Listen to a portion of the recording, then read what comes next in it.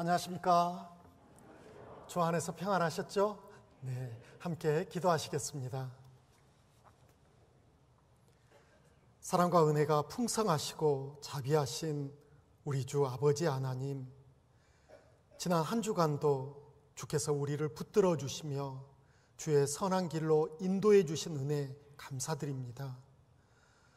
오늘 거룩한 주의 날 하나님 말씀 앞에 또다시 우리를 불러주셨으니 하나님의 말씀으로 위로받으며 힘을 얻는 복되고 소중한 시간 되게 도와주시옵소서.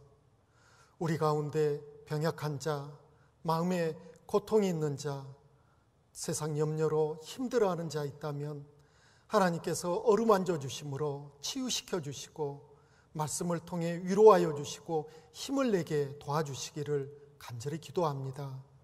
주님 오실 날 가까운 시대에 살아감을 우리들 잘 알고 있습니다. 하나님의 은혜가 더욱더 필요한 시기이기에 하나님께 간구합니다.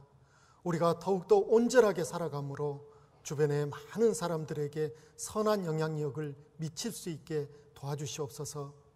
또 우리가 기도하는 모든 사람들이 속히 구원받을 수 있게 은혜를 베풀어 주시기를 간절히 기도합니다. 오늘 천안교회에서 말씀을 전하고 계시는 담임 목사님, 성령님께서 함께해 주심으로 복음의 말씀을 힘있게 증거하고 구원의 역사가 힘있게 일어날 수 있게 도와주시옵소서. 오시는 그 길 안전을 지켜주시기를 함께 기도합니다. 시작하는 시간부터 끝나는 시간까지 주님의 손길만을 의지합니다. 우리 주 예수님 이름으로 기도드렸습니다. 아멘. 성경 요한복음 21장입니다. 요한복음 21장 1절로 3절 말씀 먼저 제가 읽도록 하겠습니다. 요한복음 21장 1절로 3절 말씀입니다. 그 후에 예수께서 디베랴 바다에서 또 제자들에게 자기를 나타내셨으니 나타내신 일이 이러하니라. 시몬 베드로와 디두모라 하는 도마와 갈릴리 가나 사람 나다나엘과 세베대의 아들들과 또 다른 제자 둘이 함께 있더니 시몬 베드로가 나는 물고기 잡으러 가노라 하매 저희가 우리도 함께 가겠다 하고 나가서 배에 올랐으나 이 밤에 아무것도 잡지 못하였더니 우리는 또 새로운 계절을 맞았습니다. 참 좋은 계절이죠. 그런데 참 우리에게는 힘듦도 또 있습니다. 1년 넘게 코로나 바이러스로 인해서 정말 우리가 많이 시달리고 있거든요. 그런 우리를 위로하시고자 또 하나님께서는 온갖 봄꽃들을 피어나게 해서 우리를 또 기쁘게 해주신 것이 분명히 있었습니다. 그러나 안타까운 것은 지난날 어제 그 비바람으로 인해서 많은 꽃들이 또 떨어져 버린 것 같습니다. 그런데 괜찮습니다.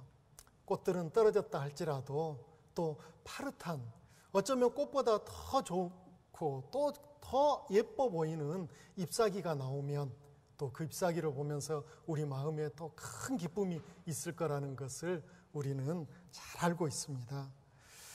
코로나 바이러스로 인해서 우리 삶이 위축되고 또 제한되고 뭔가 여러 불편한 일들이 계속해서 생긴 일들, 그 가운데 우리 주변을 둘러보면 고통받고 있는 분들이 참 많이 있습니다. 어떤 분은 경제적으로 너무너무 어려워하고 계시는 분들이 있습니다.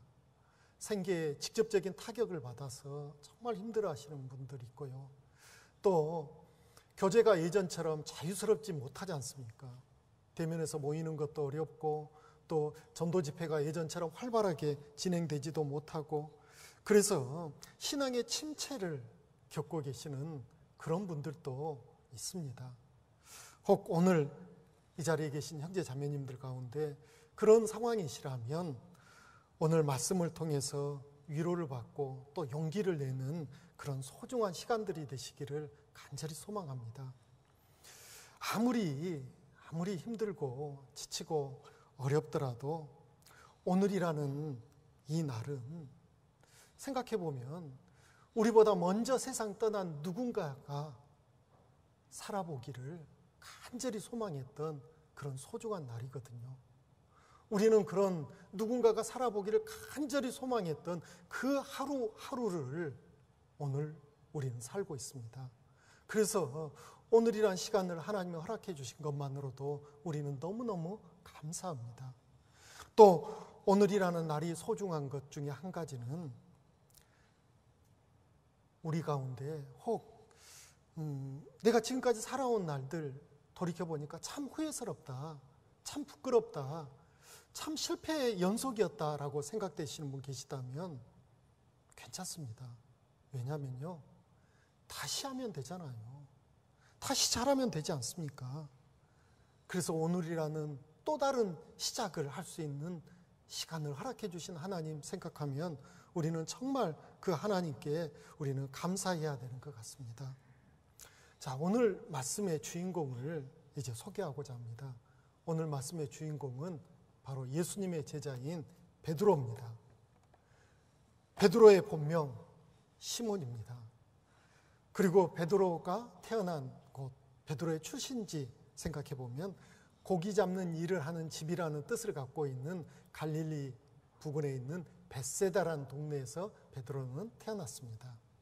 그리고 베드로의 직업은 예수님께서 부르시기 전까지는 그 부모의 가업을 이어받아서 성실하게 일했던 어부였습니다. 그 어부 베드로가 인생 가운데 큰 전환점을 만나게 됩니다. 그 전환점이 바로 예수님을 만나게 되는 그 일이죠. 베드로의 삶을 또 성경을 통해 기록된 베드로의 삶을 이렇게 살펴보고 묵상해 보면 저는 개인적으로 참 베드로가 친근하게 느껴지기도 합니다. 왜냐하면 베드로의 삶을 이렇게 들여다보면 나도 그랬었는데, 나도 그때 그랬던 것 같은데 라는 생각들을 자주자주 하게 됩니다. 그래서 베드로의 모습을 통해서 저의 모습도 보게 되고요. 또 그 베드로가 주님 안에서 또 말씀 안에서 살아가는 모습을 통해서 나도 이렇게 살아야겠구나 라는 용기를 또 얻게도 됩니다. 오늘 본문으로 잡아놓은 요한복음 21장 1절을 이제 다시 한번 제가 읽도록 하겠습니다. 요한복음 21장 1절입니다. 그 후에 예수께서 디베랴 바다에서 또 제자들에게 자기를 나타내셨으니 나타내신 일이 이러하니라 라고 오늘 본문 말씀이 시작합니다. 여기서 그 후에라는 것은 예수님께서 십자가에 죽으시고 3일 만에 부활하시고 그리고 제자들에게 이제 나타나신 일들이 있습니다. 부활하신 이후입니다.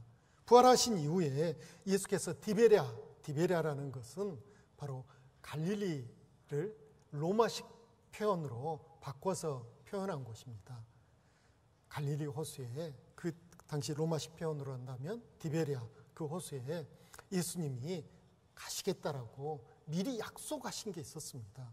그래서 제자들이 그 예수님의 약속 따라 이제 갈릴리 호수에 모였던 거죠. 예수님께서 부활하시고 천사를 통해서 막달라 마리아에게 알려주신 게 있습니다. 그게 마태복음 28장 7절인데요. 제가 읽어드리겠습니다. 또 빨리 가서 그의 제자들에게 이르되 그가 죽은 자 가운데서 살아나셨고 너희보다 먼저 갈릴리로 가시나니 거기서 너희가 배우리라 하라. 이렇게 전하라는 거죠. 그래서 막달라 마리아가 이제 제자들에게 이 말씀을 전했습니다. 그래서 제자들이 이제 갈릴리로 가는 일이 있습니다. 그리고 예수님을 이제 기다리고 있는 거죠. 그런데 예수님을 아직은 만나지 못했습니다. 2절에 나왔던 것처럼 7명의 제자들이 이제 예수님을 배우기 위해서 기다리다가 뭔가 무료했는지 어쩌는지 그들이 이제 예수님 따라다니면서 고기 그물을 넣게 됐고 3년 동안 하지 않았던 일, 손 놓고 있었던 일, 그 일을 하러 가는 겁니다. 이때도 선동했던 게 베드로였거든요. 내가 다시 고기나 잡으러 가겠다고 나서니까 나머지 6 제자들이 그럼 우리도 함께 가자 하면서 따라 나선 겁니다. 그런데 3절입니다. 시몬 베드로가 나는 물고기 잡으러 가노라 하매 우리도 함께 가겠다고 나가서 배에 올랐으나 이 밤에 아무것도 잡지 못하더니라고 했습니다. 밤새 그물을 내리고 올리고 했는데 아무것도 잡지 못한 거죠. 이상한 날이죠. 베드로는 아마 고기가 잡히지 않자 많은 생각들을 했을 것 같습니다. 어떤 생각을 베드로가 그 뱃전에서 했을까요? 제가 생각해 보니까 어쩌면 이러지 않았을까요? 예수님을 만난 날, 그날을 생각했을 것 같습니다. 그리고 예수님 만나고 약 3년여의 시간을 그는 돌이켜 봤을 겁니다. 갈릴리 바다에서 물고기 잡고 가족들과 함께 이렇게 살았었는데 예수님 만나고 나서 내 인생이 완전히 바뀌어버렸다. 그리고 3년이란 시간 동안 참 많은 일이 있었지, 이렇게 생각했을 겁니다. 어쩌면 우리도 가끔씩요, 아주 가끔씩 멍해질 때 그때 우리는 옛 일을 추억하기도 합니다. 그 추억해 보면서 미소 짓기도 하고 때로는 얼굴이 화끈거리기도 하고 여러 가지 일들이 있죠. 베드로도 아마 그러지 않았을까요? 예수님 어느 날 처음 만났던 그 일을 아마 베드로는 떠올렸을 것 같아요. 그래서 우리도 베드로가 예수님을 처음 만난 그 날로 지금 한번 돌아가 보시죠. 요한복음 1장 40절로 42절입니다. 요한복음 앞으로 넘기셔서 1장 40절로 42절 말씀을 제가 또 읽도록 하겠습니다. 요한복음 1장 40절입니다. 요한의 말을 듣고 예수를 좇는 두 사람 중에 하나는 시몬 베드로의 형제 안드레라. 그가 먼저 자기의 형제 시몬을 찾아 말하되 우리가 메시아를 만났다 하고, 메시아는 번역하면 그리스도라. 데리고 예수께 오니 예수께서 보시고 가라사대 내가 요한의 아들 시몬이니 장차 게바라 하리라 하시니라. 게바는 번역하면 베드로라. 네. 당초 세례 요한의 제자였던 안드레가 예수님을 만나게 됩니다. 그리고 예수님의 말씀, 가르침을 통해서 그가 구원을 받습니다. 구원을 받고 나서 그가 했던 첫 번째가 무엇인지 이 말씀에 있습니다. 자기 형 베드로에게 찾아간 거죠. 형, 내가 드디어 메시아를 만났어. 그 메시아를 통해서 내가 구원함을 받았어. 형도. 그래서 베드로를 이끌고 예수님 앞에 나왔습니다. 2000년 전 예수님 제자들 모습이나 2000년이 흐른 우리의 모습이나 한결같습니다. 우리도 구원을 받고 나서 제일 먼저 누가 떠오르시던가요? 대부분은 사랑하는 내 가족들이었을 겁니다. 내 가족이 떠오르거든요. 야, 내가 어쩌다 이 진리를 깨달았는가? 야, 이렇게 쉽고 이렇게 명확한데 왜 내가 그동안 몰랐을까? 이 생각이 딱 들어오면 이걸 누군가에게 전하고 싶습니다. 그 누군가가 첫 번째가 누구였습니까? 내 가족이었잖아요. 그래서 우리는 제일 먼저 가족들에게 이 진리를, 이 복음을 전했습니다. 아마 이 자리에 계신 형제 자매님들 대부분 공감하실 겁니다. 그러는 가운데 이제 오늘까지 돌이켜보면 정말 많은 일들이 있었죠. 정말 많은 일들이 있었습니다. 핍박했던, 무시했던, 조롱했던 그런 일도 있었고요. 그랬던 사람이 어느 날 갑자기 마음이 변화되고, 그리고 말씀을 듣는 가운데 내 사랑하는 가족이 구원을 받았다고 기뻐했던 일들이 있었습니다. 그리고 그 사람이 지금 어디 있습니까? 바로 여기 있지 않습니까? 이 자리에 같이 나와서 오늘 이 비 오는 주일날 같이 손잡고 이 자리에 나왔다는 거 생각해 보면 너무나 감사할 일이죠. 예. 우리 가운데 어느 누구도 나 혼자 스스로 말씀 읽다가 기도 가운데 구원받았다라는 분 계실까요? 이상하게 아무도 없어요. 적어도 우리 가운데는요. 누군가가 내가 그렇게 싫다 했는데도 포기하지 않고 내게 말씀을 전했고, 그리고 한번 들어보자고 강권했던 그 사람 때문에 내가 도수장에 끌려가는 양처럼 끌려왔다 하더라도 뭔가 말씀을 듣다 보니까 내 귀가 열렸고 마음이 열렸고, 그리고 야, 이거 한번 생각해 볼 일인데, 그러면서 내 마음이 변화되는 가운데 우리가 구원을 받았습니다. 다 우리의 간직을 들어보면 거기서 크게 다르지 않은 것 같습니다. 안드레도 그 형 베드로에게 복음을 전했고요. 그리고 베드로가 구원함을 받고 그의 삶이 이제 바뀌어졌습니다. 베드로는 그날 이후의 날들을 또 추억해 봤을 겁니다. 그가 추억해 본 것은 이제 구원받고 내가 어떤 삶을 살았는지 하나씩 하나씩 곱씹어 봤을 겁니다. 나는 그런 사람이 아니었는데 내가 어떻게 그렇게 말을 했을까? 그런 행동을 했을까? 야, 그땐 참 좋았지. 이런 것들을 아마 생각했을 겁니다. 그러는 가운데 바닥 떠오르는 날이 있었을 겁니다.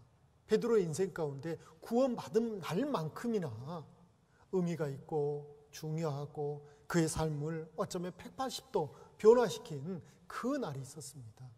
그 날이 언제였을까요? 그날도 바다에서 고기를 잡는 그 일을 어제도 했고 그제도 했고, 그래서 오늘도 하고 있는데 고기를 한 마리도 못 잡은 겁니다. 그런 날은 없었는데요.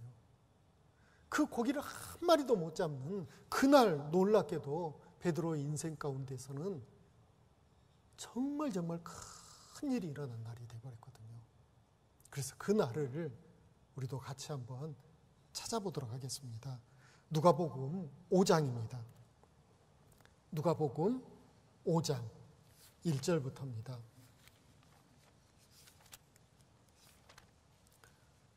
누가복음 5장 1절부터 또 제가 몇 구절을 쭉 읽도록 하겠습니다. 누가복음 5장 1절입니다. 무리가 옹이하여, 옹이했다란 말은 아주 막 빽빽하게 둘러싼 거죠. 예수님을 둘러쌉니다. 무리가 옹이하여 하나님의 말씀을 들을새 예수는 게네사렛 호숫가에 서서, 게네사렛 호숫가는 갈릴리 호수의 또 다른 이름입니다. 갈릴리 호수입니다. 호숫가에 서서 2절입니다. 호숫가에 두 배가 있는 것을 보시니 어부들은 배에서 나와서 그물을 씻는지라. 예수께서 한 배에 오르시니 그 배는 시몬의 배라. 육지에서 조금 뛰기를 청하시고 앉으사 배에서 무리를 가르치시더니 말씀을 마치시고 시몬에게 이르시되 깊은 데로 가서 그물을 내려 고기를 잡으라. 시몬이 대답하여 가로되 선생이여, 우리들이 밤이 맞도록 수고를 하였으되 얻은 것이 없지만은 말씀에 의지하여 내가 그물을 내리리이다 하고, 그리한즉 고기를 애운 것이 심이 많아 그물이 찢어지는지라. 이에 다른 배에 있는 동물을 손짓하여 와서 도와달라 하니 저희가 와서 두 배 채움에 잠기게 되었더라.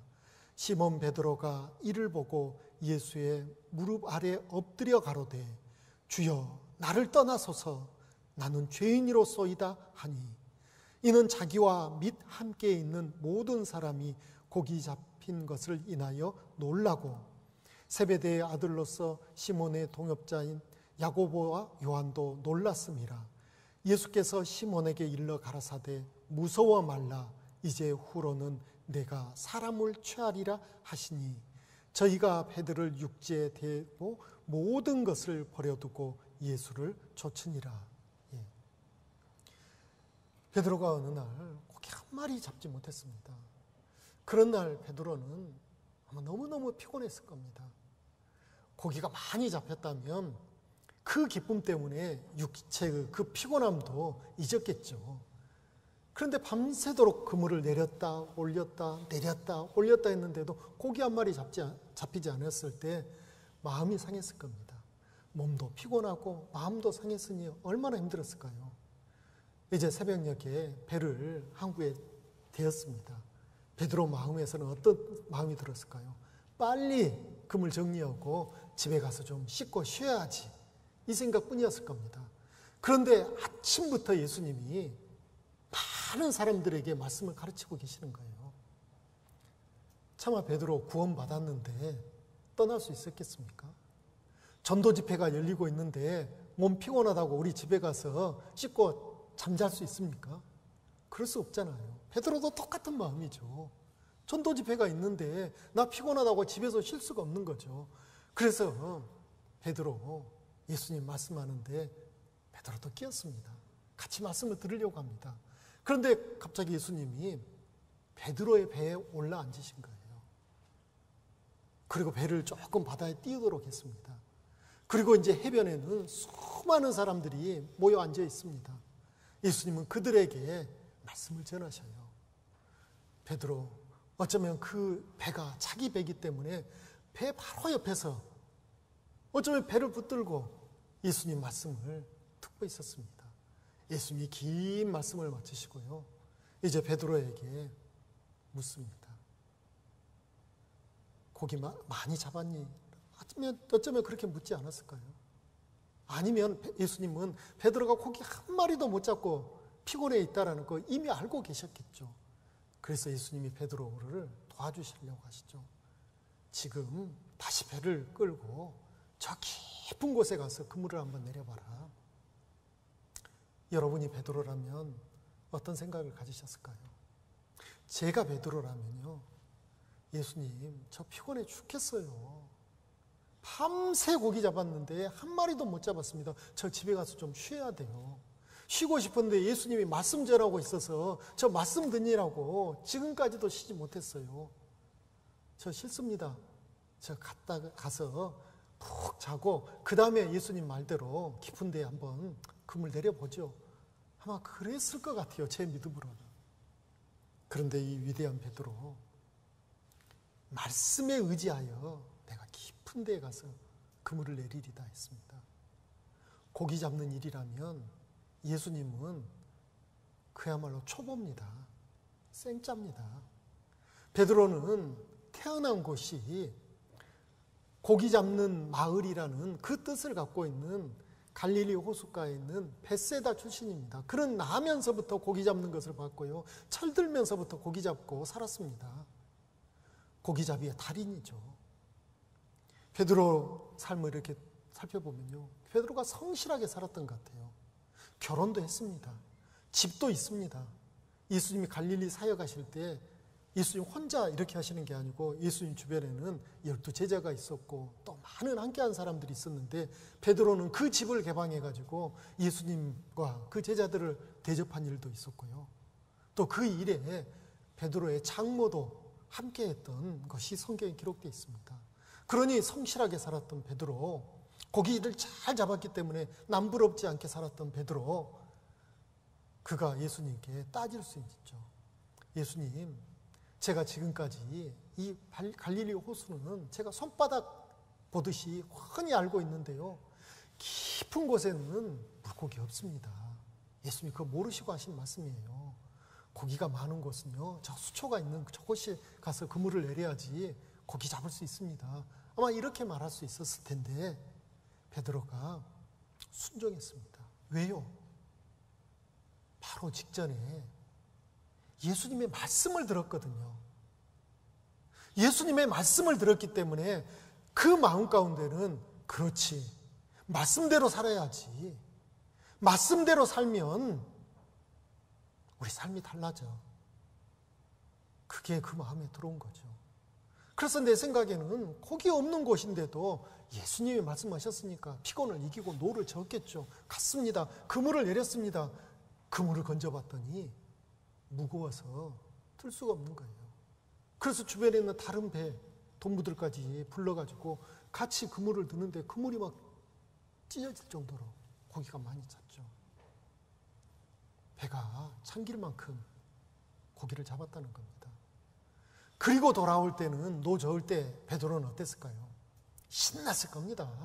그 피로가 싹 없어졌을 겁니다. 이야, 나 이 고기면 한 일주일은? 일주일이 뭐야? 한 보름은 일 안 해도 돼. 이것만 갖다 팔면 뭐든지 먹을 수 있고 더 내 자식들을 위해서 옷도 사줄 수 있고 뭣도 할 수 있고 아마 그 부푼 꿈을 가지고 노져 왔을 겁니다.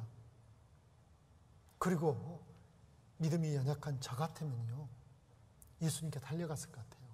예수님 감사합니다라고 넙죽 엎드렸을 것 같습니다. 감사할 일이잖아요. 그리고 이렇게 부탁했을 것 같아요. 예수님, 가끔씩 내가 매일은 염치 없어서 부탁 못하겠습니다. 그런데 가끔씩은 오늘처럼 제게 좀 일러주십시오. 물고기 많은 데가 어딘지 좀 알려주십시오. 그러면 저 너무너무 행복하게 살 수 있을 것 같습니다. 아마 이렇게 좋아했을 것 같습니다. 그런데 베드로 어떻게 했습니까? 8절에 주여 나를 떠나소서라고 합니다. 아니 예수님만 옆에 계시면 이렇게 가끔씩 알려주시면 먹고 사는 문제 다 해결된 것 같은데 베드로가 예수님 발 아래 엎드려가지고 주님 저를 떠나십시오라고 하거든요. 왜 그럴까요? 그리고 그 다음 고백입니다. 나는 죄인이로소이다 라고 고백합니다. 이 좋은 일, 좋은 날 베드로가 주님 저를 떠나주십시오. 저는 죄인입니다라고 엎드릴 수밖에 없었을까요? 베드로는 알았을 겁니다. 물고기 많이 잡아서 그게 좋은 게 아니고요. 아침에 예수님이 하신 말씀을 통해서 예수님이 누구신지를 이제 어렴풋하게 알게 됐거든요. 그리고 예수님 말씀대로 했더니 놀라운 일들이 벌어지면서 그가 깨달았죠. 예수님은 하나님이시구나. 사람이 아니시구나. 그 하나님이 내게 오셨구나. 그리고 나를 사랑해 주시구나. 그걸 깨닫고 베드로는 그런데 나는 이죠. 이 거룩하신 하나님 앞에 그런데 나는 자기 자신을 살펴보니까 자기는 무식한 어부일 뿐이거든요. 거친 어부일 뿐이거든요. 죄가 많거든요. 이런 못난 내가 어떻게 거룩하신 하나님 앞에 그리고 하나님과 함께 할 수 있을까? 난 감당할 수 없다. 그럴 수 없다라는 그 마음 때문에 예수님 앞에 엎드린 거죠. 그런데 놀라운 것이 있습니다. 그런 베드로의 고백을 받으시고 예수님이 이제 베드로에게 새로운 일을 맡겨주시거든요. 그동안의 베드로는 생계를 위해서, 먹고 살기 위해서, 그래서 베드로는 열심히 일하는 그 일을 했습니다. 그런데 베드로에게 예수님이 새로운 사명, 새로운 일 주셨습니다. 그게 10절 끝자락에 있는 것처럼 이제 후로는 내가 사람을 취하리라. 그리고 병행구가 된 마태복음에는 4장 19절에는 사람을 낚는 어부가 되게 하리라 라고 이제 물고기 잡아서 생계를 유지했던 그 베드로에게 사람을 낚는 어부, 사람을 취하는 어부, 결국 그것은 뭘까요? 사람의 영혼을 구원하는 그 일을 이제 베드로에게 맡기고 그리고 베드로에게 그 일을 하도록 예수님이 적극적으로 함께 도우셨다라는 겁니다. 우리에게도 어쩌면 우리의 삶을 돌이켜보면 그런 날, 베드로처럼 그렇게 드라마틱한 그런 날은 아니라 할지라도 우리 각자의 삶을 돌이켜보면 예수님 만난 기가 막힌 날이 있었지 않습니까? 우리 모임 가운데 구역 모임이건 원례건 어떤 모임이건 가끔씩 구원 간증을 들을 때가 있습니다. 한결같죠. 우리의 간증을 들어보면, 구원 간증을 들어보면 나는 이 말씀 들을 사람이 아니었는데로 시작하는 사람들이 많습니다. 나는 그런 형편 아니었는데로 시작하는 사람 많습니다. 하나님의 인도하심 따라 누군가의 간절한 기도와 또 간절한 이끌림에 따라 우리가 구원받았던 일들 생각해보면 기가 막힙니다. 그리고 구원받은 이후에 우리의 신앙생활 돌이켜보면 참 많은 추억들이 있습니다. 베드로도 역시 이제 주님과 함께 했던 3년 반을 추억해 봤겠죠. 그 추억하는 가운데 아마 좋았던 추억들이 있었을 겁니다. 절로 미소 짓게 하는 추억도 있었을 겁니다. 어떤 일이었을까요? 생각해 보면 이거 아니었을까요? 예수님이 500리의 기적을 행하실 때요.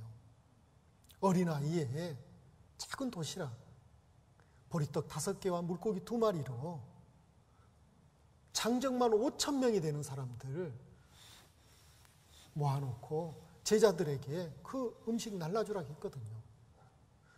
베드로가 그 바구니에 음식을 나눌 때 그 마음 어땠을까요? 아주 신났을 겁니다.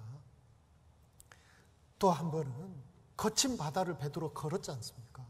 그거 생각하면서 또 얼마나 기분이 좋았을까요?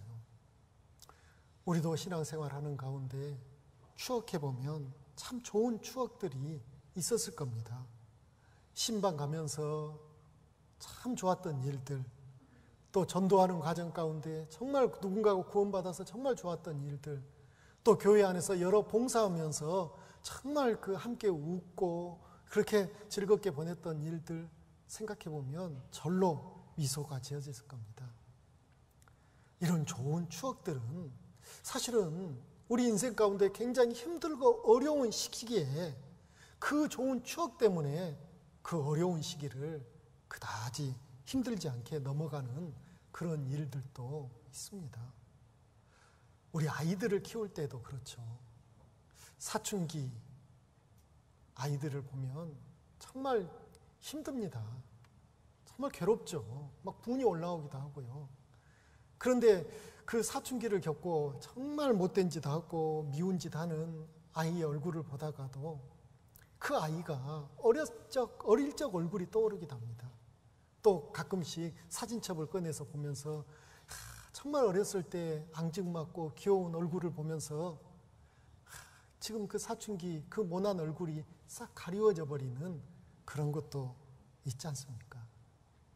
어쨌든 우리가 신앙생활하는 가운데 또 우리 삶 가운데 좋았던 추억들은 우리가 정말 힘들고 어려울 때 그 일을 쉽게 넘어가는 아주 좋은 것인 것 같습니다. 그래서 우리는 늘 좋은 추억 만들기를 힘쓴다면 우리의 삶이 더 풍성해지는 삶이 되지 않을까 생각됩니다. 또 베드로가 지난 3년 반을 이렇게 추억해 보면서 많은 것들을 생각했을 텐데요. 또 우리는 베드로를 생각해 보면 베드로가 했던 또 유명한 아주 대단한 신앙 고백들이 생각나기도 합니다. 제가 생각나는 신앙 고백이 이런 말씀들입니다. 요한복음 6장 38절에 주여 영생의 말씀이 계심에 우리가 네게로 가오리까 라고 고백하기도 했거든요. 그리고 그 앞에 그 마태복음 16장 16절에 보면요, 주는 그리스도시요 살아계신 하나님의 아들이시니다라는 그런 놀라운 신앙 고백도 베드로가 했습니다.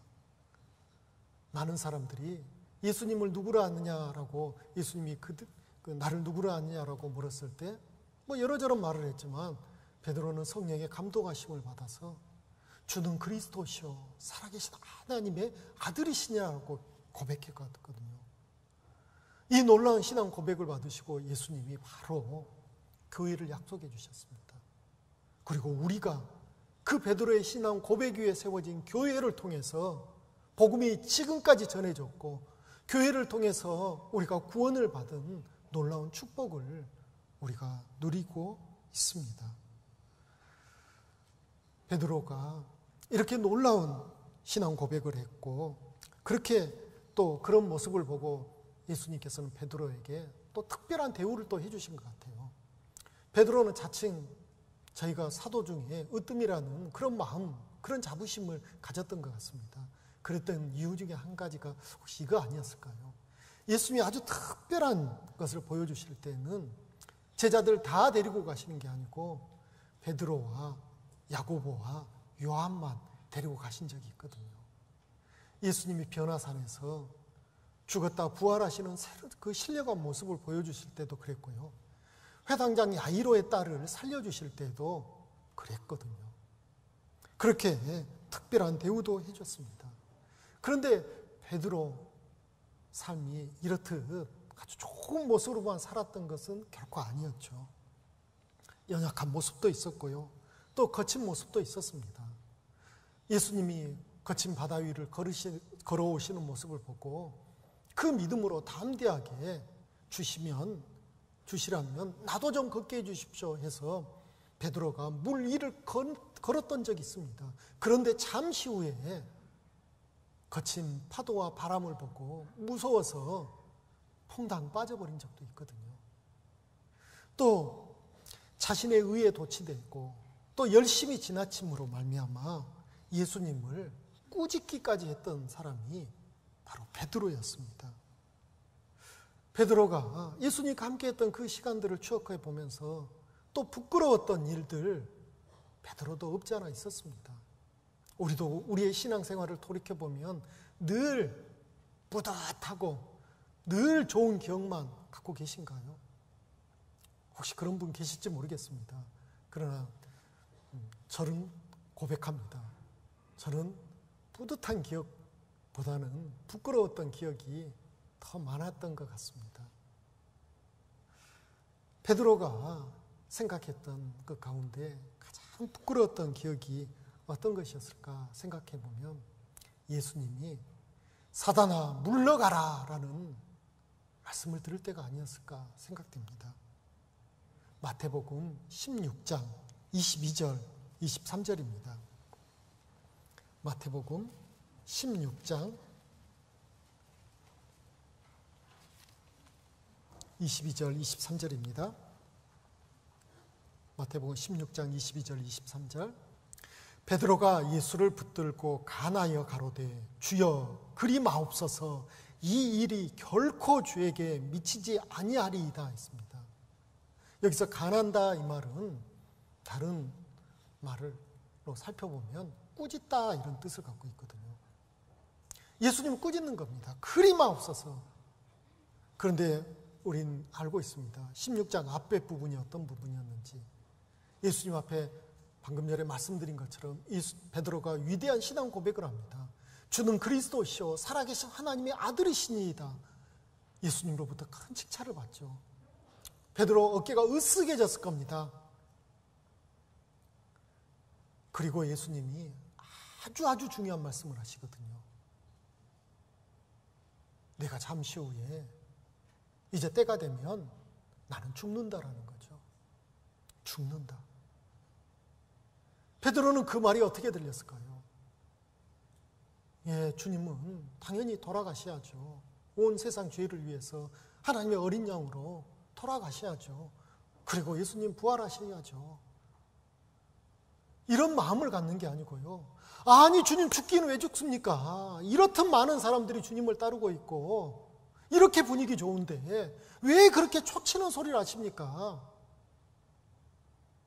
죽기는 왜 죽습니까? 이거죠. 그런 일 절대 없을 겁니다. 아니요, 제가 지키겠습니다. 아마 그런 마음이었던 것 같습니다. 그런 베드로 예수님 칭찬하셨을까요? 아닙니다. 이제 23절입니다. 23절에 예수께서 돌이키시며 베드로에게 이르시되 사단아 내 뒤로 물러가라. 너는 나를 넘어지게 하는 자로다. 내가 하나님의 일을 생각지 아니하고 도리어 사람의 일을 생각하는도다 하시고 하겠습니다. 예, 베드로는 예수님께 직접 하나님의 말씀을 듣고 배우고 가르침 받았음에도 불구하고 순간 하나님의 일을 생각지 않고 사람의 일만 생각한 거죠. 우리도 신앙생활하는 가운데 이렇듯 부끄러워질 때가 있습니다. 하나님의 뜻이 무엇인지 말씀을 통해서 교훈받고 내 마음 가운데 하나님이 일러주셨음에도 불구하고 상황마다 육신의 것이 올라오고 사람의 생각으로 하나님의 뜻을 애써 가려버리고 외면해버리는 그런 적 없으신가요? 우리끼리 더 즐거운데 왜 교회가 우리 구역을 이렇게 나눠버리는 거야?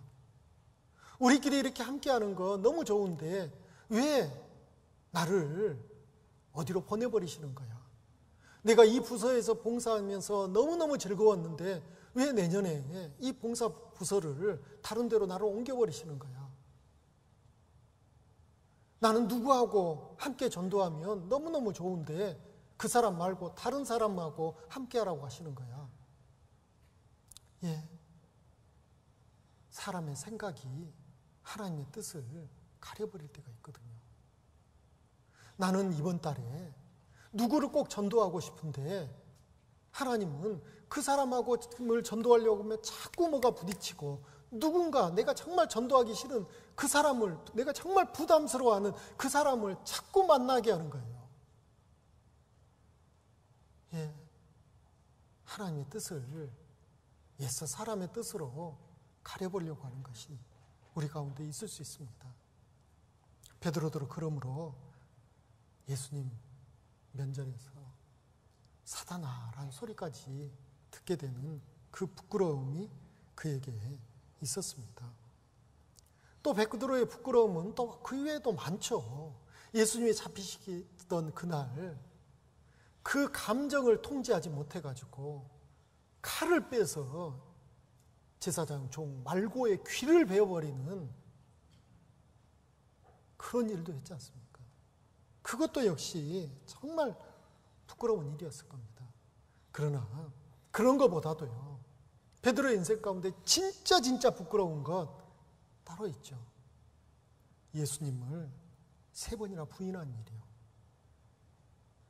세상에 그 대단했던 베드로, 수제자라고 자칭했던 그 베드로, 예수님께 정말 많은 은혜를 받았다라는 그 베드로, 특별한 대접을 받았다는 그 베드로가 어느 상황에서 예수님을 3번이나 부인해버리는 겁니다. 그것은 그 일평생의 부끄러움이었을 겁니다. 어떤 상황이었는지 찾아보겠습니다. 마태복음 26장 33절입니다.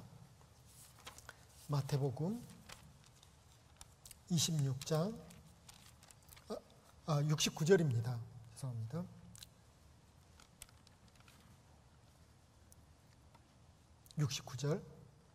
69절입니다. 69절부터 제가 몇 구절을 또 읽도록 하겠습니다. 베드로가 바깥들에 앉았더니 한 비자가, 다른 요한복음 성경에 보면 여종으로 되어 있습니다. 계집종, 여종입니다. 비자가 나와서 가로되 너도 갈릴리 사람 예수와 함께 있었도다 하거늘 베드로가 모든 사람 앞에서 부인하여 가로되 나는 내 말하는 것이 무엇인지 알지 못하겠노라 하며 문 앞까지 나가니 다른 비자가 저를 보고 거기 있는 사람들에게 말하되 이 사람은 나사렛 예수와 함께 있었도다 하며 베드로가 맹세하고 또 부인하여 가로되 내가 그 사람을 알지 못하노라 하더라. 조금 후에 곁에 섰던 사람들이 나와 베드로에게 이르되 너도 진실로 그 당이라 내 말소리가 너를 표명한다 하거늘 저가 저주하며 맹세하여 가로되 내가 그 사람을 알지 못하노라 하니 닭이 곧 울더라. 이에 베드로가 예수의 말씀에 닭 울기 전에 내가 3번 나를 부인하리라 하심이 생각나서 밖에 나가서 심히 통곡하니라 라고 했습니다. 베드로가 심히 통곡했죠. 왜요? 3번이나 부인했잖아요. 그것도 작은 계집종, 여종이 한마디 부인했다가 나중에는 맹세하고 부인했다가 마지막에는 저주하면서까지 예수님 모른다라고 부인해버립니다. 우리가 신앙생활했던 날을 이렇게 추억해보면요, 예수님 앞에 우리가 예수님을 부인하면서 산 적이 있었을까요? 제가 막 구원받고 났을 때는요, 그런 적 많았습니다. 언제였을까요? 제가 복음을 부인하고 나 구원받았다는 것을 부인했을까요? 그건 적어도 아니었습니다. 그런데요, 이런 적이 있었습니다. 예수 안 믿는 사람처럼요, 구원 안 받은 사람처럼 산 적이 있었거든요. 세상 사람들하고 특별히 섞여 있을 때요. 형제 자매들과 교제 가운데서는 그런 생각 한 적 없던 것 같습니다. 한 적 없는 것 같습니다. 그런데 직장에서 옛 친구들과 함께 하는 가운데, 구원받지 않는 사람들과 함께 하는 가운데 갑자기 올라올 때가 있습니다. 구원받은 사람이라면 뭔가 다른 모습으로 살고 그들에게 다른 모습을 보여줘야 되는데 그들과 동화된 거죠. 그들처럼 사는 거예요. 그들처럼. 크게 주를 부인하는 것이 아닐까요? 구원받지 않는 사람처럼 같이 어울려 다니고, 구원받은 사람들이, 받지 않는 사람들이 좋아하는 거 나도 좋아한다고 막 말하고 그러면서 사는 거죠. 구원받지 않는 세상 사람들이 요새 트렌드가 이런 거야 하면 나도 그거 안 하면 안 되는 것처럼 그렇게 사는 거예요. 주를 부인하는 삶인 것 같습니다.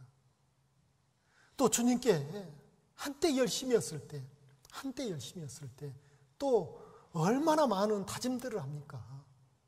주님, 이건 제가 꼭 하겠습니다.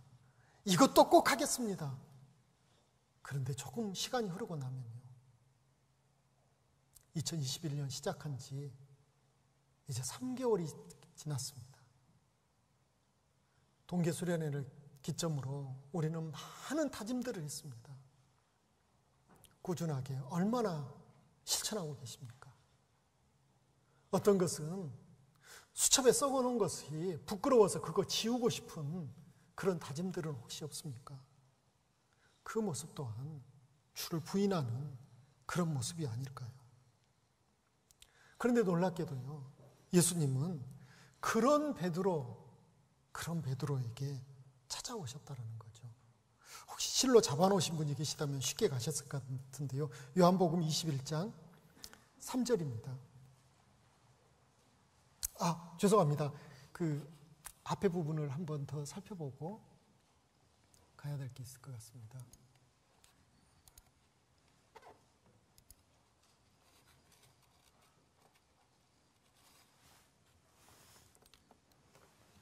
죄송합니다.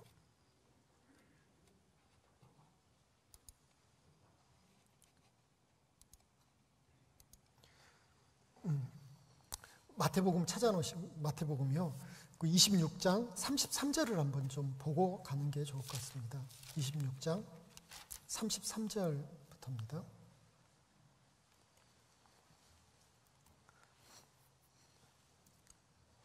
음, 31절부터 제가 읽도록 하겠습니다. 마태복음 26장 31절입니다. 31절. 때에 예수께서 제자들에게 이르시되 오늘 밤에 너희가 다 나를 버리리라 기록된 바 내가 목자를 치리니 양의 떼가 흩어지리라 하였느니라. 32절입니다. 그러나 내가 살아난 후에 너희보다 먼저 갈릴리로 가리라. 베드로가 대답하여 가로되 다 주를 버릴지라도 나는 언제든지 버리지 않겠나이다. 예수께서 가라사대 내가 진실로 내게 이르노니 오늘 밤 닭 울기 전에 내가 3번 나를 부인하리라. 베드로가 가로되 내가 주와 함께 죽을지언정 주를 부인하지 않겠나이다 하고 모든 제자도 이와 같이 말하니라 라고 했습니다. 베드로가 참 정말 뜨거워져서 이렇게 고백하죠. 다 주를 버린다 할지라도 나는 주를 버리지 않겠습니다. 끝까지 주님과 함께 하겠습니다. 언제까지요? 내가 죽으면 죽었지 주님은 버리지 않겠습니다라고 부인하지 않겠다고 베드로 다짐했습니다. 그런데 베드로 3번이나, 그것도 예수님 면전입니다. 대제사장 뜰에서 베드로가 그렇게 3번이나 주를 부인해버리거든요. 그런데 베드로가 진짜 나쁜 사람일까요? 베드로보다 더 나쁜 사람들이 있습니다. 나머지 제자들이죠. 나머지 제자들은 그 제사장의 뜰에 들어가지도 못했습니다. 다 도망가 버렸거든요. 어떤 제자는 혼이불을 던져두고 벗은 몸으로 도망가 버린 제자도 있거든요. 그나마 베드로나 됐으니까 예수님 잡혀가신 그 제사장의 뜰을 기웃기웃 했죠. 그리고 그 안에 들어갔던 거죠. 그리고 3번이나 부인했습니다. 놀라운 것은 예수님이 그 베드로 버리시지 않고 찾아주신 거죠.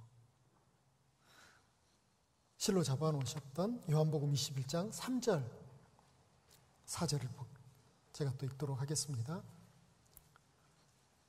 요한복음 21장 3절 4절입니다.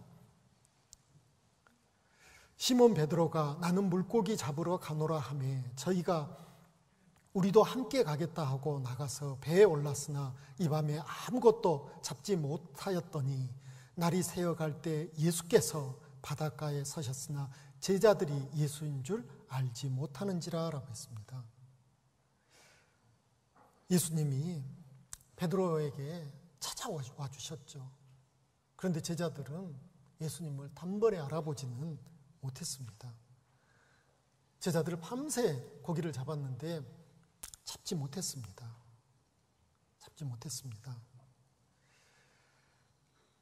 그들의 모습을 보면 예수님께서 새로운 사명을 주셨잖아요. 사람을 낚는 어부가 되리라. 그럼 그 일을 생각하고 그 일만 매진해야 되는데 지금 모습을 보니까 옛날로 다시 돌아가 버린 겁니다.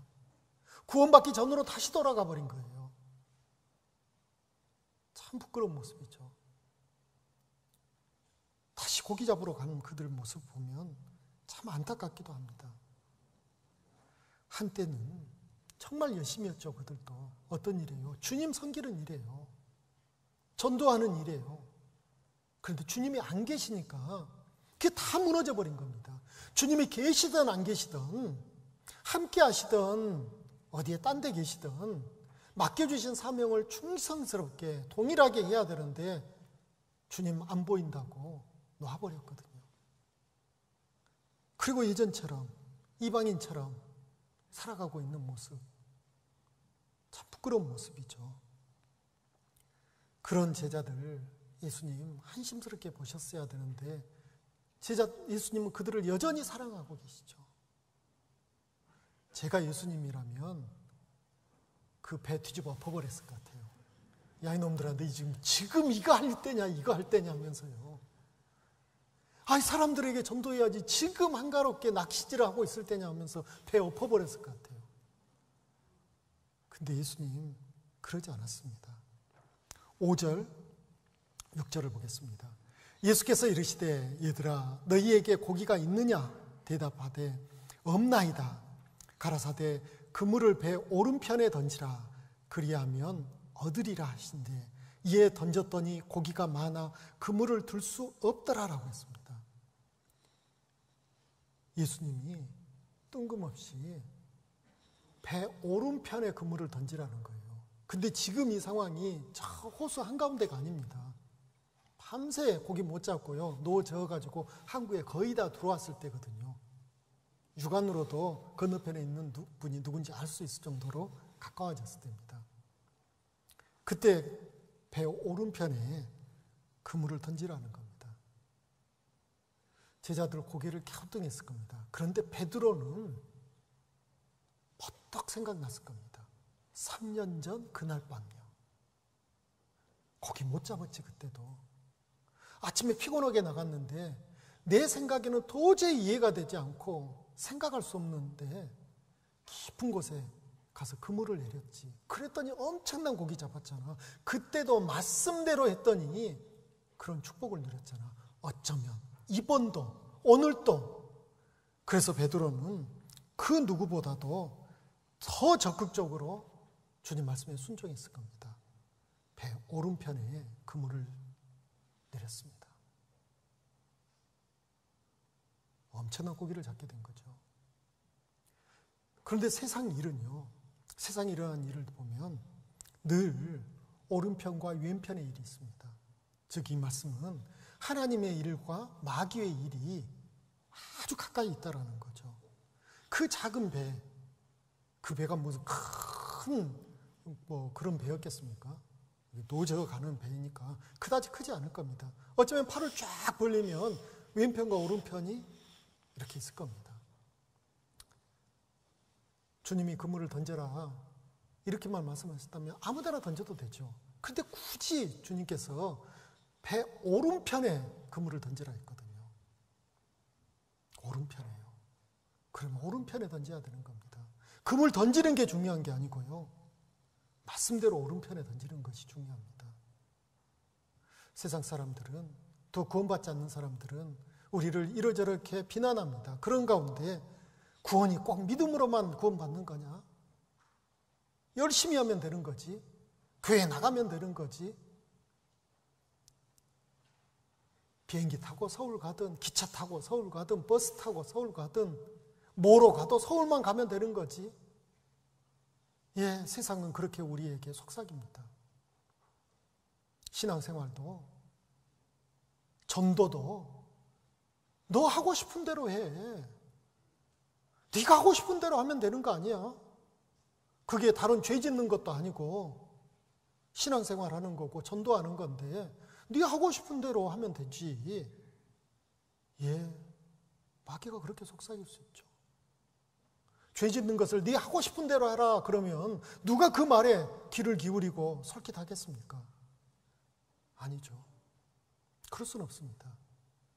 그런데 거룩한 주의 일을 하는 데 있어서요, 교제하고 신앙생활하고 전도하는 데 있어서 우리는 거듭해서 뭐가 안 되고 실패를 경험하고 있을 때 한 번쯤 생각해 봐야 될 게 있습니다. 이 모든 것이 분명히 주님의 선한 일이긴 한데 주의 말씀 따라 내가 하고 있는 것인지, 아니면 내가 하고 싶어서 하고 싶은 것을 하고 있는지 한 번쯤은 곱씹어 볼 필요가 있을 것 같습니다. 주님은 그물을 던져라가 아니고요, 배 오른편에 그물을 던지라라고 말씀하십니다. 배 오른편에요.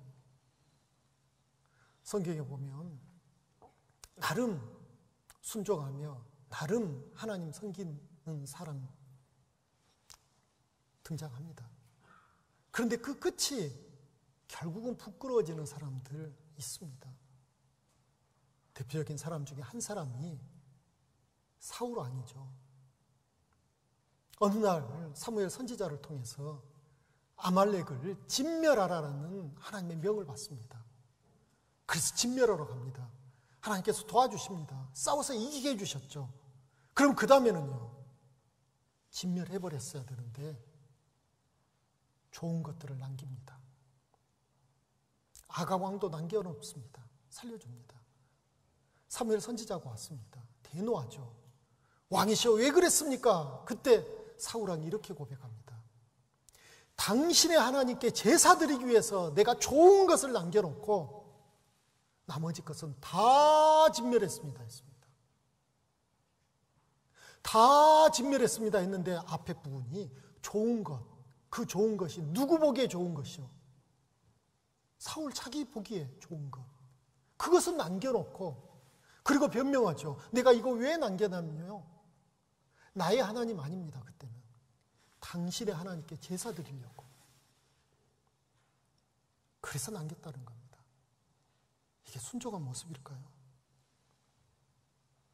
그 모습을 보고 사무엘 선지자가 이렇게 말씀하십니다. 사무엘상 15장 22절에 사무엘이 가로되 여호와께서 번제와 다른 제사를 그 목소리 순종하는 것 같이 순종하는 것을 좋아하심 같이 좋아하시겠나이까. 순종이 제사보다 낫고 듣는 것이 수양의 기름보다 나으니라고 합니다. 예. 하나님 우리에게 원하시는 것은 한 가지죠. 하나님 말씀대로 사는 것. 내가 볼 때는 그렇게 살면 망할 것 같은데요. 예, 그렇게 한번 살아보셔요. 그리고 진짜 망한지 안 망한지 한번 봐보시죠. 내가 저 사람 만나면 내가 큰 상처받아서 내가 교제에서 떨어질 것 같은데, 예, 그런데 한번 만나보십시오. 전도해 보십시오. 그렇게 되는지요. 하나님은 순종하기를 원합니다. 내 생각대로 순종하는 게 아니고요, 부분적으로 순종하는 게 아니고요, 온전하게 순종하기를 원합니다. 그리고 우리가 늘 분별해야 되는 거, 왼쪽과 오른쪽 일은 우리 삶 가운데 늘 같이 있거든요. 가까이 있습니다. 그때 분별해야 되는 것 중에 한 가지가 더 중요한 게 있고 덜 중요한 게 있습니다. 이게 헷갈립니다. 중요한 것과 중요하지 않는 것이 있다면 헷갈릴 일이 없죠. 당연히 중요한 것을 선택하지 중요하지 않는 일을 누가 선택하겠습니까? 그런데 헷갈리는 것은 이겁니다. 더 중요한 게 있고 덜 중요한 게 있거든요. 그때 우리는 뭘 늘 선택해야 될까요? 더 중요한 것을 선택해야 됩니다. 그런데 우리의 지혜의 한계가 있습니다. 무엇이 더 중요한지를 잘 모를 때가 있거든요. 그래서 우리는 끊임없이 자기를 살펴보고 하나님께 지혜를 구하고 하나님 말씀 가운데서 뜻을 구하는 것이 있어야지만 하나님이 깨닫게 해주십니다. 무엇이 더 중요한 것인지요. 영국에 어떤 귀족 노인이 있었습니다. 그가 89세에 세상을 떠났습니다. 89세예요. 그는 귀족으로 태어났습니다. 그래서 많은 재물을 소유했습니다. 그리고 그는 귀족이었기 때문에 직업 선택에 있어서도 자유로웠습니다. 이런 일도 해보고 저런 일도 해보고 참 많은 일들을 했습니다. 참 행복한 삶을 살았죠. 그리고 89세에 그가 죽었습니다. 그런데 그 삶을 돌이켜보니까 그가 가장 힘을 쏟았던 일, 가장 많은 물질을 투자했던 일, 가장 많은 시간을 투자했던 일이 무엇인지 살펴봤더니 점박이 쥐 키우는 일이었답니다. 점박이 쥐가 전 뭔지 잘 모르겠는데요. 전 특별하게 앙증맞게 생긴 그런 쥐였는가 봐요. 그거 키우는데 자기 인생 가운데 가장 많은 시간과 가장 많은 노력과 가장 많은 물질을 투자했다라는 거죠. 물론 그 귀족이 점박이 쥐를 키우는 것이 무슨 다른 사람을 해롭게 하고 해코지하고 피해를 주는 거 결코 아니었을 겁니다. 그런데 하나님 보시기에는요. 하나님이 정말 좋은 다른 사람에 비해서 정말 좋은 환경, 좋은 여건을 줬는데 하나님 보시기에 더 가치 있는 일을 하다가 89세의 생을 마감했다면 얼마나 좋았을까요? 지금처럼 어려운 시기에도 누군가는 수입이 줄지 않은 동일한 수입을 거둬들이는 사람이 있을 수 있습니다. 오히려 더 많은 돈을 버는 사람도 우리 가운데 혹 있을 수 있습니다. 이렇게 어렵고 힘든 시기에 나는 건강에 문제도 없어요. 가정적으로도 무슨 속상하게 나를 힘들게 하는 사람도 없어요. 경제적으로도 별 어려움 없어요. 예, 그런 분 계실 수 있습니다. 예, 복 받으신 겁니다. 그런데요, 그렇게 편안한 삶을 하나님이 허락해 주셨으니까, 그렇게 편안한 삶을 허락받았으니까 우리는 어떻게 해야 될까요? 더 힘써야 될 게 있습니다. 하나님 보실 때 더 소중하고 가치 있는 일을 해야 되거든요.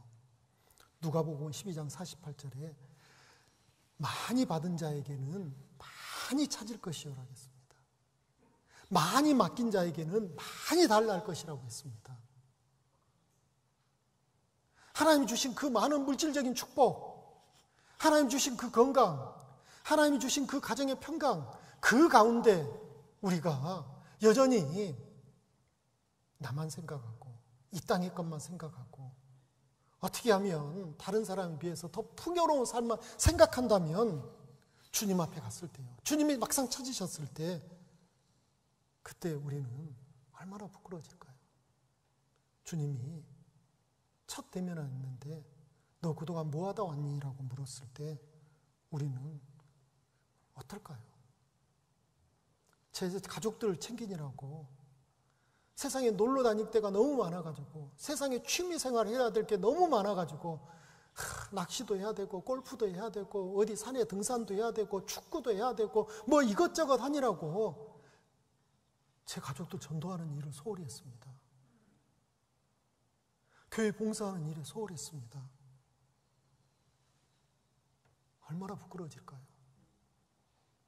그래서 우리는 정말 더 중요한 것이 무엇인지를 한번 좀 생각해 봐야 될 것 같습니다. 또 이제 요한복음 21장 9절을 좀 살펴보겠습니다. 요한복음 21장 9절.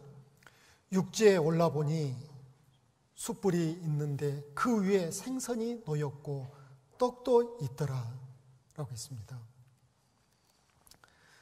육지에 올라보니까 예수님이 숯불을 피워놓으시고 생선과 떡을 준비해 주신 거죠. 구워서 준비하신 거죠. 아침 식사를 준비해 놓으신 거죠. 이 모습을 보면 우리 예수님 정말 대단하신 분이죠. 하나님이신데, 그분은 하나님이신데 사람이 되어서 오신 그분인데 그분이 하시는 일을 보면 종의 모습입니다. 그 종의 모습을 보여주신 거죠. 밤새 고기 잡느라고 지친 제자들 얼마나 피곤했겠습니까? 더군다나 소득도 없이 온 그 제자들을 위해서 예수님이 아침 식사를 미리 준비하셨습니다. 마치 종의 모습처럼요. 그런데 제자들이 예수님과 3년 반 동안 있는 가운데 예수님을 속상하게 했던 것 가운데 한 가지가 서로 높아보려고요.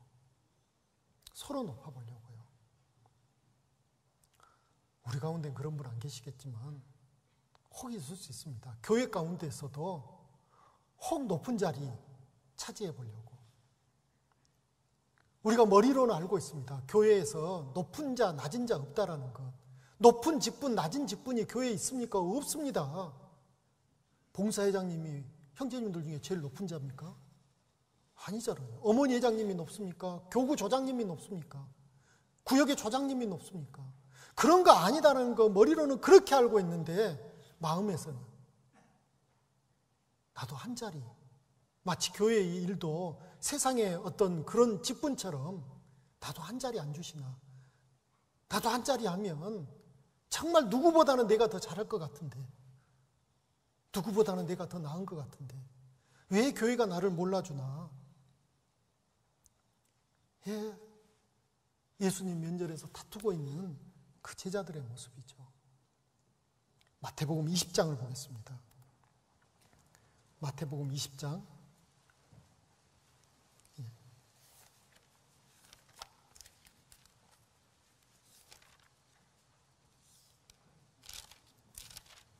26절입니다. 그 전의 상황은 아시는 것처럼 야고보와 요한의 어머니가 예수님께 청탁했죠. 하나는 주의 오른편에 하나는 주의 왼편에 세워달라고.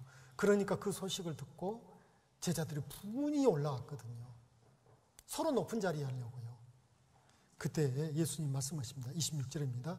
너희 중에는 그렇지 아니하니 너희 중에 누구든지 크고자 하는 자는 너희를 섬기는 자가 되고 너희 중에 누구든지 으뜸이 되고자 하는 자는 너희 종이 되어야 하리라. 인자가 온 것은 섬김을 받으려 함이 아니라 도리어 섬기려 하고 자기 목숨을 많은 사람의 대속물로 주려 함이니라 라고 했습니다. 우리 가운데 누가 높은 자인지 주님이 명확하게 말씀해 주셨습니다. 누가 높은 자일까요? 종의 모습을 띈 자요. 어렵고 힘든 일 있으면 먼저 하고요. 그리고 칭찬받을 일 있으면 자기를 애써 감추고, 그런 사람이 주님 보실 때는 가장 높은 자라는 거죠. 세상에서는 그런 사람은 표현이 좀 거칠어서 죄송한데요, 호구라고 하더라고요. 호구. 뭔가 덜 떨어진 사람처럼 취급합니다. 교회 안에서는요. 호구입니까? 덜 떨어진 사람입니까? 아닙니다. 주님이 보실 때는 그 사람이 가장 높은 자입니다. 그런데 교회 안에서도 세상과 같이 한 자리 해보려고 하고, 누군가가 자기를 좀 주목해 주기를 원하고, 자기가 뭔가 이렇게 딱 의견을 제시하면 다 그 의견대로 막 해주기를 원하고,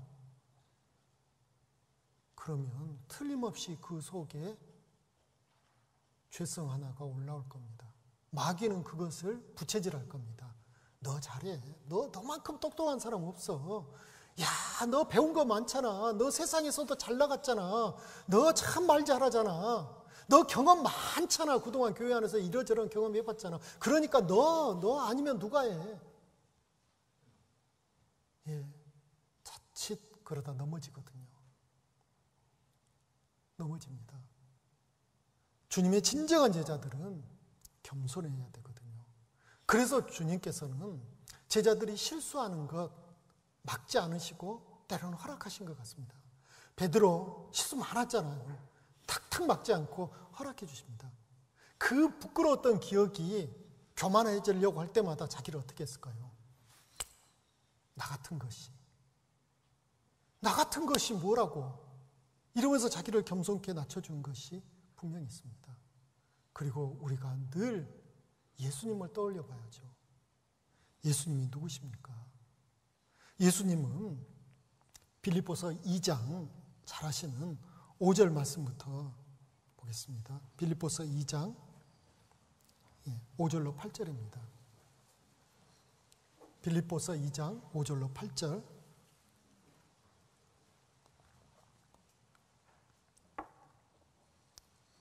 빌립보서 2장 5절로 8절을 제가 읽겠습니다. 너희 안에 이 마음을 품으라. 곧 그리스도 예수의 마음이니 그는 근본 하나님의 본체시나 하나님과 동등됨을 취할 것으로 여기지 아니하시고 오히려 자기를 비워 종의 형체를 가져 사람들과 같이 되었고 사람의 모양으로 나타나셨으며 자기를 낮추시고 죽기까지 복종하셨으니 곧 십자가에 죽으심이라. 자기를 낮추는 모습, 모본을, 표준을 예수님께서 우리에게 보여주셨고 바울의 입을 통해서 이것을 우리에게 알려주셨죠. 우리가 겸손하게 누군가를 섬기고 있습니까? 얼마큼요? 이 말씀처럼 예수님처럼요. 예수님은 얼만큼요? 죽기까지요. 그런데 적어도 이 자리에 계신 우리 모두는 아직까지는 이렇게 못 살았거든요. 죽기까지 해버렸으면 이 자리에 못 계시잖아요. 예.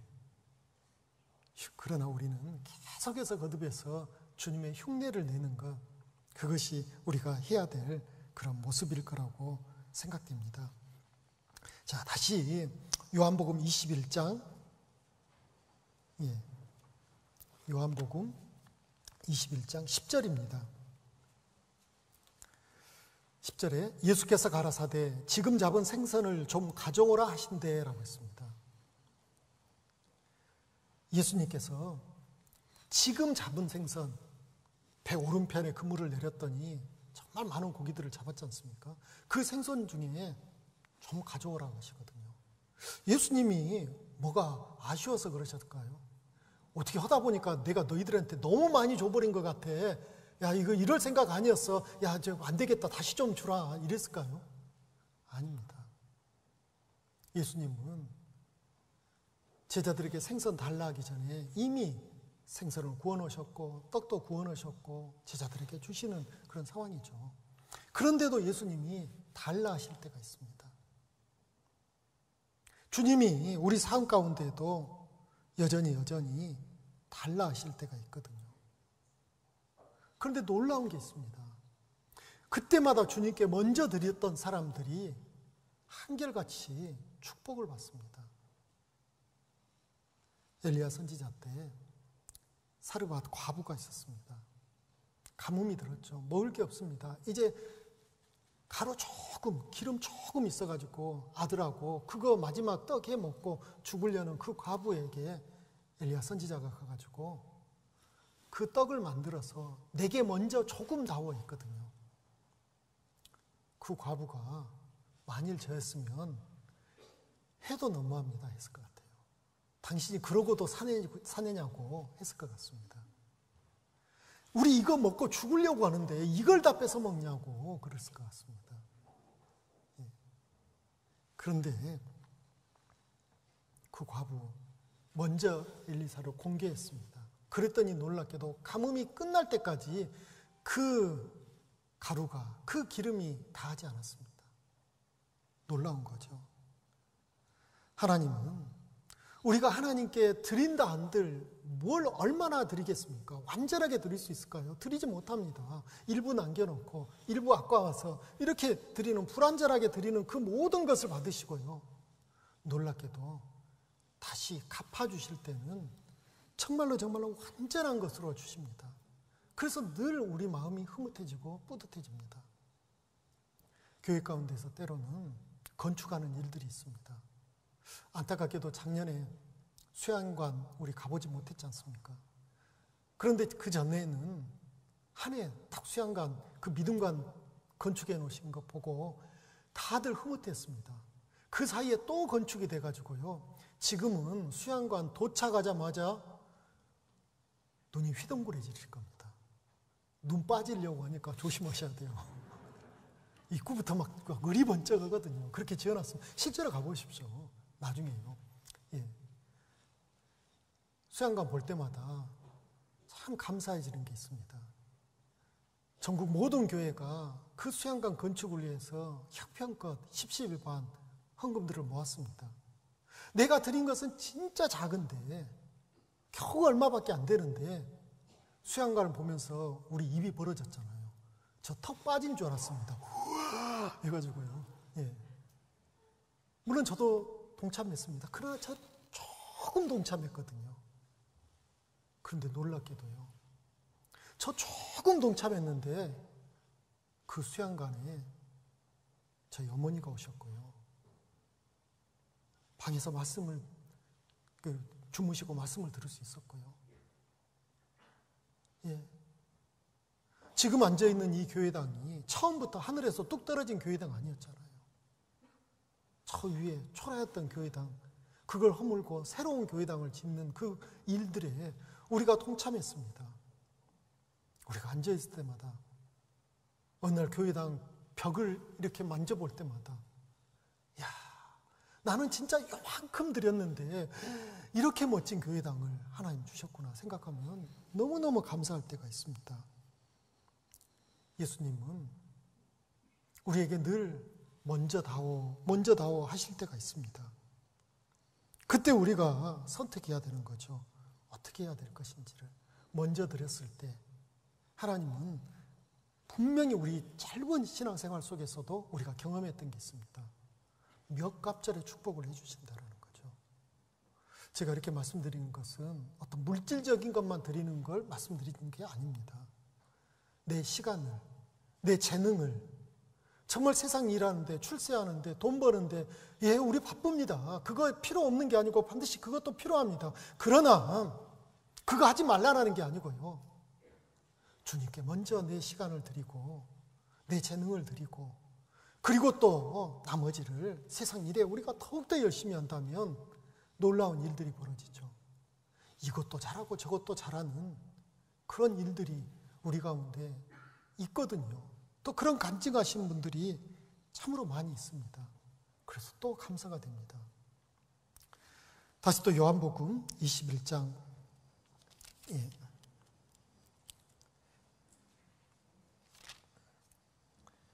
15절입니다.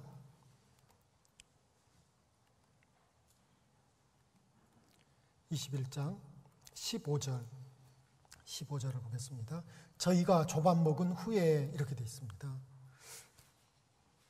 예수님은요, 제자들에게, 그리고 또 특별히 이제부터 베드로를 개인 상담하는데요, 그냥 무조건 상담부터 하지 않는 거예요. 먼저 먹여주시고 합니다. 그래서 나머지를 좀 계속 읽겠습니다. 저희가 조반 먹은 후에 예수께서 시몬 베드로에게 이르시되, 요한의 아들 시몬아, 내가 이 사람들보다 나를 더 사랑하느냐 하시니, 가로되 주여 그러하여다.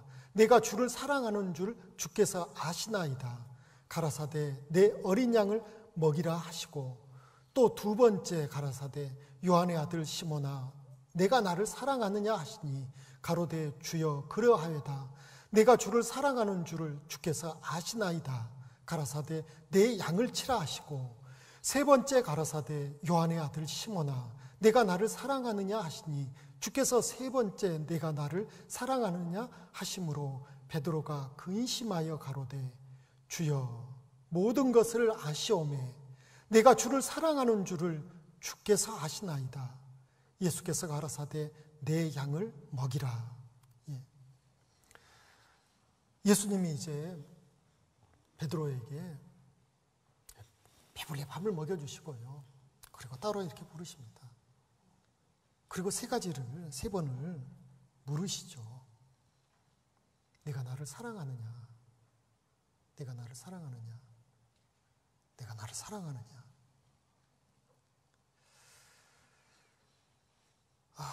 만약에 예수님이 저에게 그런 질문을 만약에 하셨다면 저는 뭐라고 대답했을까? 참 많이 고민스럽습니다. 근데 예수님께서 베드로에게 이 질문하실 때요, 특별히 이렇게 말씀하십니다. 요한의 아들 시몬아, 이렇게 베드로를 부르시거든요. 예수님 처음 베드로가 만났을 때 예수님이 딱 이렇게 부르셨거든요. 네가 요한의 아들 시몬이니 장차 개발하리라. 네가 나를 사랑하느냐? 그 질문할 때 베드로에게 요한의 아들 시몬아, 예수님이 제 이름 붙여주신 그 베드로란 이름 안 쓰셨습니다. 그 이름 안 쓰셨거든요. 그리고 예수님 만나기 전, 구원받기 전 이름을 부르신 거죠. 때로는 주님은 우리가 뭔가 잘못됐을 때, 뭔가 남마처럼 엉켜가지고 어떻게 할 바를 모르고 정말 그러고 있을 때 답을 이렇게 주실 때가 있습니다. 처음으로 돌아가라. 처음으로. 다시. 제가 쓰는 노트북이 막 프로그램에 엉켜가지고 막 엉망이 돼가지고 이렇게 해도 저렇게 해도 안 될 때는 마지막 방법은 이거죠. 공장 초기화라는 게 있더라고요. 공장에서 만들어진 그 상태로 다시 돌려버리는 거죠. 그리고 다시 프로그램도 깔고요. 그러면 멀쩡해집니다. 우리도 안 될 때 있습니다. 뭔가 안 될 때요. 전도도 안 될 때 있습니다. 내가 이렇게 해도 안 되고 저렇게 해도 안 되고 정말 안 될 때 있습니다. 일도 안 될 때 있습니다. 때로는 그럴 때 우리 이렇게 해보면 어떨까요? 다시 처음으로 돌아간 거죠. 그렇다 해서 우리가 태어난 그 시점으로 돌아갈 수는 없지 않습니까? 엄마 뱃속으로 들어갈 수는 없잖아요. 그렇지만 하나님 앞에 의미 있는 첫날, 우리가 구원받은 그날로 돌아가 보시죠. 그리고 거기서부터 다시 시작하는 겁니다. 다시 시작하는 겁니다. 그러면 의외로 굉장히 쉬워지는 게 있습니다. 가벼워지는 게 분명히 있습니다. 그리고 또 예수님이 베드로에게 내가 나를 사랑하느냐, 내가 나를 사랑하느냐 거듭해서 이렇게 물으실 때 그 앞에 숨겨진 예수님의 마음이 분명히 있을 겁니다. 그게 뭘까요? 바로 혹시 이거 아닐까요? 나는 너를 사랑하는데, 예수님이 나는 너를 사랑하는데 너는, 그 마음이 숨겨져 있지 않을까요? 베드로가 어쩌면 그거 알았을 겁니다. 예수님이 나는 너를 사랑하니까 내가 너를 찾아왔다. 나는 너를 사랑하니까 너를 위해 아침을 준비했다. 나는 너를 사랑하니까 너에게 153마리나 되는 고기를 잡게 해주었다. 그리고 나는 너를 사랑하니까 너를 다시 일으켜 주려고 하는 것이다.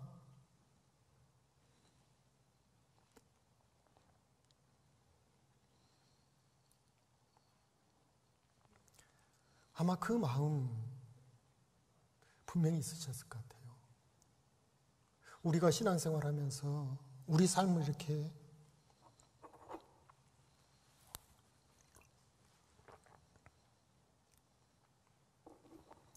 돌아봐도요, 정말 나는 주님을 사랑하지 않았는데 주님은 나를 사랑하기 때문에 누군가를 내게 보내주셨죠. 말씀으로 내게 다가와 주셨죠. 그리고 나를 구원해 주셨던 것 같습니다. 내가 정말로 힘들고 지쳤을 때 내가 아무것도 할 수 없다는 거 아시니까 주님이 나에게 먹여주신 게 있거든요. 말씀을 먹여줬고 찬양을 먹여줬고, 그래서 내 마음의 기쁨이 다시 올라올 수 있게 그렇게 해주신 것 같습니다. 또 어떨 때는 주님이 나는 요만큼밖에 하지 않았는데 이딴만한 것을 허락해 주신 게 있습니다. 나는 누군가를 전도하기 위해서 이만큼밖에 노력하지 않았는데 그가 이만큼의 큰 기쁨을 내게 줬거든요. 구원받음으로요. 마치 오른편에 금을 던지라 해서 던진 것뿐인데, 만나라 해서 만난 것뿐인데, 와보라고 초청하라 해서 초청한 것뿐인데 153마리나 되는 고기를 내게 주시는 것처럼 그렇게 해주신 게 주님이었던 것 같습니다. 그리고 주님은 또다시 날마다 내게 새로운 기회를 또 주셔서 나를 이렇게 세워주려고 하는 게 주님이실 것 같습니다. 그 마음, 주의 마음이죠. 그 마음을 알기에 베드로가 대답하는데 주저함이 없었을 것 같아요. 15절에 요한의 아들 시몬아, 내가 이 사람들보다 나를 더 사랑하느냐라고 예수님 물으시거든요. 그런데 이 사람들 해가지고 일하고 나눠주를 보면 혹 것들보다 이렇게 되어 있습니다. 이게 어떤 뜻일까요? 세 가지 정도 뜻이지 않을까요? 예수님이 베드로에게 물으신 거죠. 베드로야, 이 옆에 있는 저 사람들이 나를 사랑하는 것보다 네가 더 나를 사랑하느냐? 이렇게 물을 수도 있는 거죠. 오늘 이 자리에 계신 형제 자매들에게 예수님이 그러실 거예요. 옆에 있는 저 사람들, 저 뒤에 있는 저 사람들, 저 앞에 있는 저 사람들보다 네가 나를 제일 사랑하느냐? 그때 우리는 어떻게 대답할까요? 또 한 가지 의미도 있을 수 있죠. 네가 다른 그런 사람들보다 나를 더 사랑하느냐? 네 자식보다, 네 부모보다, 네 아내보다, 네 남편보다, 네 친구들보다 나를 더 사랑하니? 그렇게 물을 수도 있습니다. 또 다른 의미도 있을 수 있죠. 베드로야, 네가 그 배를 소중히 여기는 것보다, 그물을 소중히 여기는 것보다 나를 더 소중히 여겼니? 우리에게도 그럴 수 있죠. 네 통장의 잔고를 사랑하는 것보다, 네 집을 사랑하고, 네 차를 사랑하고, 네 멋진 정원을 사랑하고, 그런 것들보다 나를 더 사랑하니? 라고 물으신다면 우리는 주님께 뭐라고 대답할까요? 베드로는 예, 그렇습니다. 예, 그러하이다. 왜요? 부끄러움이 있지만, 부족한 거 알고 있지만 그러하이다 할 수밖에 없었던 것은 주님의 그 마음을 알았거든요. 나를 얼마나 사랑하시는지, 나를 포기치 않고 이곳까지, 이 갈릴리 바다까지 와서 나를 붙들어 주시고 세워주시려는 그 주님의 마음을 알았기에 그러하이다, 그렇게 대답했습니다. 오늘 우리도 베드로와 같은 마음으로 그렇게 대답해야 하지 않을까요? 주님, 저 부끄럽습니다. 잘못 살았습니다. 정말 힘쓰고 애써야 될 더 중요한 것은 옆에 두고 별로 중요하지 않는 그런 것에 내 시간을 다 쏟아버려가지고 정말 부끄럽습니다. 그래도요, 그런 나를 주님이 사랑하시거든요. 그리고 그런 나를 주님은 또 세우시기를 원하십니다. 그래서 베드로에게 이제 사명을 주시는 거죠. 진짜 우리가 가치 있게 해야 될 일이 무엇인지를 알려주십니다. 내 양을 먹이라, 내 양을 치라, 내 양을 먹이라라고 3번 같은 내용을 말씀해 주십니다. 명령하신 거죠. 이것은 내 양을 먹이라, 내 양을 치라, 내 양을 먹이라라고 명령하십니다. 세상에는 선한 목자들이 있습니다. 또 사꾼 목자도 있습니다. 주님은 목자 되셨고 우리는 구원을 받음으로 주님의 어린 양들이 됐죠. 그래서 주님이 이끌고 우리를 푸른 초장으로 인도해 주셨습니다. 예, 감사할 일이죠. 그런데 지금 이제 주님은 하늘에 올라가시거든요. 그리고 우리에게, 베드로뿐만 아니고 우리에게도 이 말씀하실 수 있죠. 전도인만 이 말씀 받을 말씀입니까? 구원받은 모든 그리스도인 받아야 될 말씀이죠. 우리는 주님의 양이면서 또 한편 생각해보면 주님이 내게 맡겨주신 양들이 있습니다. 나는 양이기 때문에 주님을 따라야죠. 그래서 주님이 주시는 꼴을 먹고 먼저 배불러야 됩니다. 그 다음에는요, 주님이 내게 맡겨주신 양들이 있거든요. 그 양을 먹여줘야죠.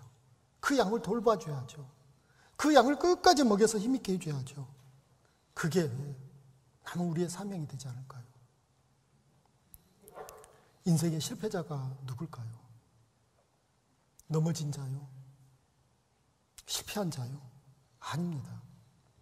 진짜로 인생에 실패한 자는 넘어지고 다시 일어서지 않는 자입니다. 또다시 일어설 기회를 하나님이 주셨는데 일어서지 않는다면 그가 진정한 실패자입니다. 때로는 우리는 넘어짐을 통해서, 실패를 통해서 중요한 것들을 우리 인생 가운데 배우게 됩니다. 넘어졌을 때 보는 세상은 가장 낮은 눈높이에서 보는 세상이거든요. 그래서 위에만 보고 다닐 때 보지 못했던 것들이 보이기 시작합니다. 내가 건강을 잃었을 때, 정말 몸이 너무너무 아플 때, 내 인생은 진짜 초로와 같은 인생이구나. 하나님이 내 호흡과 내 모든 것을 주장하신 분이라는 것을 그제서야 깨닫게 되기도 합니다. 경제적으로 모든 것을 잃었을 때 그제서야 단돈 1,000원의 가치가 얼마나 소중한 것인지를 알게 되기도 합니다. 또 가까운 사람들에게 배신당하고 나서야 진짜 내 친구가 누군지 알게 되고요. 내 가족의 소중함, 그리고 구원받은 형제 자매들의 소중함이 무엇인지도 그제서야 알게 되기도 합니다. 우리가 정말 감사한 것은 우리가 넘어질 때마다 붙잡아 주시는 주님의 은혜가 있거든요. 또 지금까지 내가 크게 넘어지지 않았다면 그건 역시 주님께서 그동안 나를 보이지 않는 손으로 붙잡아 주셨기 때문에 내가 크게 넘어지지 않았다는 것도 우린 또 알게 됩니다. 정말 우리는 모든 것이 우리 삶을 보면 하나님께 감사할 것밖에 없다라는 것을 주님 앞에 고백할 수밖에 없습니다. 그 말씀으로 히브리서 11장 6절 말씀을 찾겠습니다. 히브리서 11장 6절 말씀입니다. 믿음이 없이는 기쁘시게 못하나니 하나님께 나아가는 자는 반드시 그가 계신 것과 또한 그가 자기를 찾는 자들에게 상 주시는 이심을 믿어야 할지니라 라고 말씀하십니다. 믿음을 아주 짧은 말씀으로 요약해 주셨죠. 믿음 없이는 하나님 기쁘시게 못합니다. 우리가 이 땅 사는 것은 하나님을 기쁘시게 하는 것, 하나님을 영화롭게 하기 위해서 우리는 살아갑니다. 이게 우리 삶의 구원받은 그리스도인 삶의 목표가 되는 거죠. 하나님께 나아가는 자는 먼저 첫 번째 알아야 될 게 하나님 계신 거죠. 그래서 하나님은 자연 만물들을 통해서 봄의 꽃을 보고 사람들은 하나님 계신 것을 부정할 수 없습니다. 파릇파릇 솟아나는 그 어린 나뭇잎을 보면서 또 하나님을 깨닫습니다. 눈에 보이는 모든 것들을 통해서 하나님 계시다는 것을 날마다 증거하고 계십니다. 그래서 이거 부정할 수가 없죠. 우리가 이제 마음에 새겨야 될 거 한 가지가 있습니다. 하나님은 우리에게 상 주시기를 원하신다라는 거죠. 하나님이 간절히 원하십니다. 우리에게 상 주시기를요. 그럼 우리는 어떻게 해야 될까요? 상 받아야죠. 상은 거저 받을 수는 없죠.